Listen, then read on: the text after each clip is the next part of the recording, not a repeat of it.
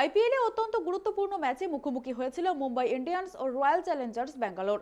এর আগে চলতি আইপিএলের প্রথম ম্যাচে দুই দলে যখন একে অপরের মুখোমুখি হয়েছিল, তখন তিলক ভার্মার দুর্দান্ত ইনিংস সত্ত্বেও বাজেভাবে হারতে হয়েছিল মুম্বাই ইন্ডিয়ান্সকে। সেদিন বিরাট কোহলি এবং আরসিবির অধিনায়ক ফ্যান্স ডু প্লেসিরকে রীতিমতো উড়িয়ে দিয়েছিলেন মুম্বাইয়ের বোলারদের। আরসিবির বোলারদের বিরুদ্ধে মুম্বাইয়ের হয়ে সেই একই কাজ করে দলকে জয় এনে দিলেন সূর্যকুমার যাদব এবং নেহাল ওয়াদেরা। 12 পয়েন্ট নিয়ে আপাতত পয়েন্টস টেবিলের 3 নম্বরে উঠে এসেছে রোহিত বাহিনী।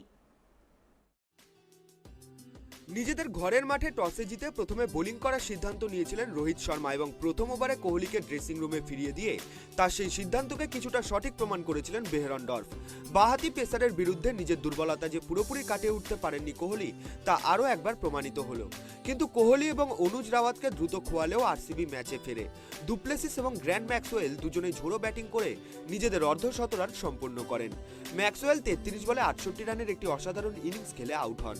0 রানে আরসিবি অধিনায়কের ক্যাচ ফেলেছিলেন নেহাল সেই জীবনদানকে কাজে লাগিয়ে।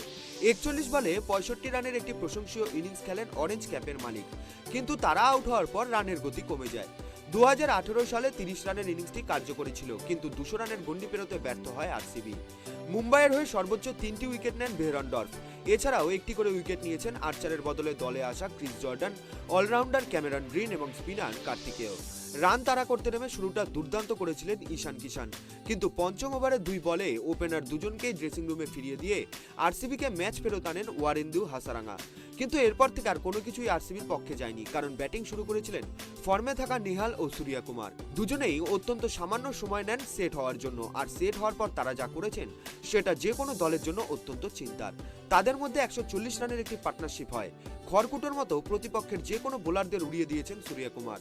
নেহাল যথেষ্টই আগ্রাসী ছিলেন, কিন্তু সূর্যকুমারের তুলনায় তাকে কিছুটা ফিকে রেখেছে। শেষ পর্যন্ত 4 ওভারেরও বেশি সময় যখন 8 রান বাকি, তখন পরপর 2 বলে সূর্যকুমার এবং টিম ডেভিডকে ফেরান বিজয় বিশাখ, কিন্তু ততক্ষণে অত্যন্ত দেরি হয়ে গিয়েছে। অসাধারণ ইনিংস খেলে আউট হয়েছেন স্কাই।